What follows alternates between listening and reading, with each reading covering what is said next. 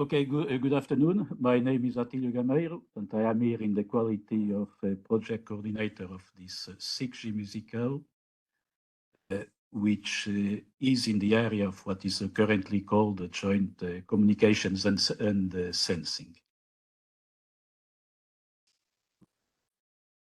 So this is the outline of what I will talk here. So I will just have a brief presentation of the 6G-MUSICAL data and also the consortium, then go to our motivation and vision,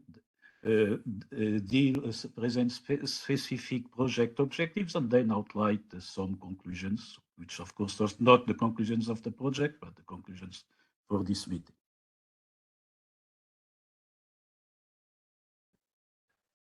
Okay, so this is okay. All the projects are from the call two. So it has a duration of 36 months. It has started in the 1st January of this year, and as I said, it fits in joint communication and sensing. The total cost for the project, is 4.9 million euros. The total effort, 435 person months.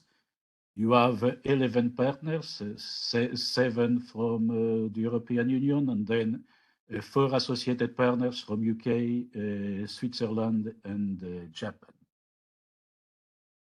So these are the facts. So this is our consortium. So we have Institute of Telecommunications from Portugal, so where I come from, which is linked to the University of Aveiro. We have Ericsson from UK, which also involves 2 affiliates, the Ericsson AB from Sweden and the Ericsson LME from Finland. Also from UK, you have University College of London, from Germany, Fraunhofer, from Cyprus, EBOS Technologies, University of Oulu from Finland, IMEC from Belgium, Orange from Romania, the Waseda University from Japan, and Menir Photonics from Switzerland. So starting now to focus on the motivation and also of the vision. If you look at the past, basically you had for a long time 2 radio technologies. One is the radar technology, and the other is the communication. And as was pointed out by the first project, okay, these 2 technologies have for decades progressed in isolation.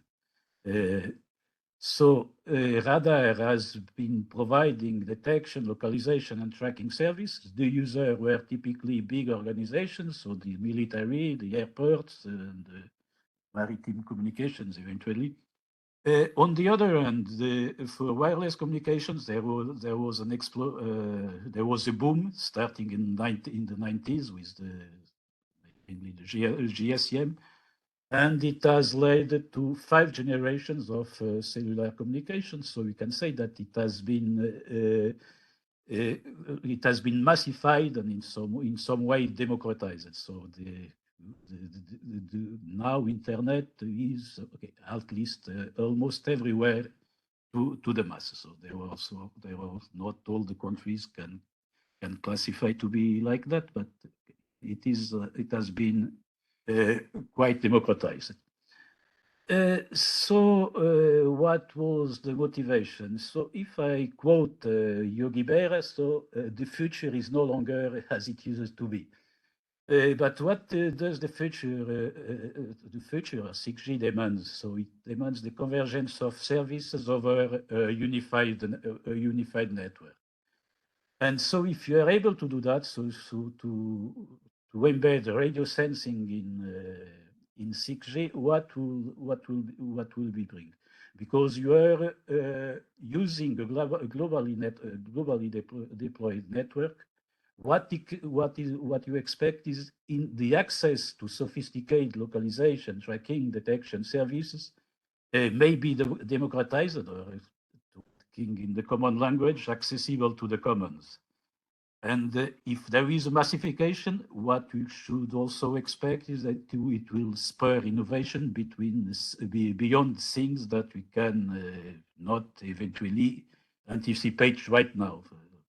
You could think about high resolution 3D object reconstruction, have high accurate positioning and some things, but if this is massified, we should expect much more than that. So this is basically the vision that we have for the projects. That is an integrated network that combines communication and radio sensing.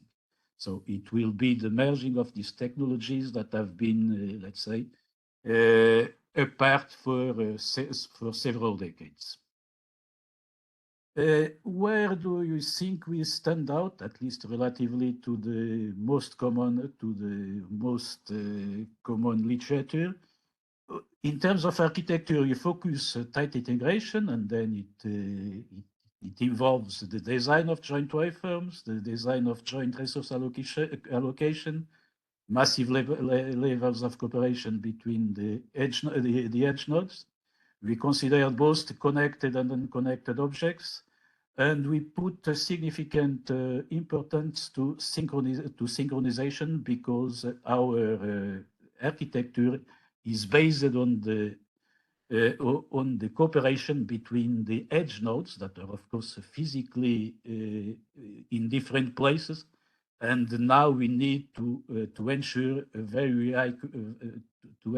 they are very well synchronized to ensure that we can get the high accuracy in positioning or the high resolution in 3D imaging.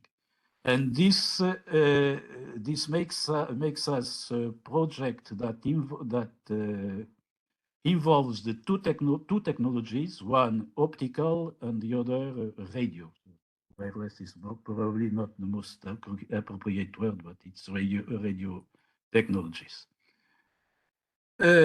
So our vision, just to summarize, is to equip the infrastructure net of the 6G with an integrated radar-based radio sensing component that work in tandem with the communication. So just this slide shows that we pay the pillars to achieve these visions are the technology, but also the sustainability and the impact maximization.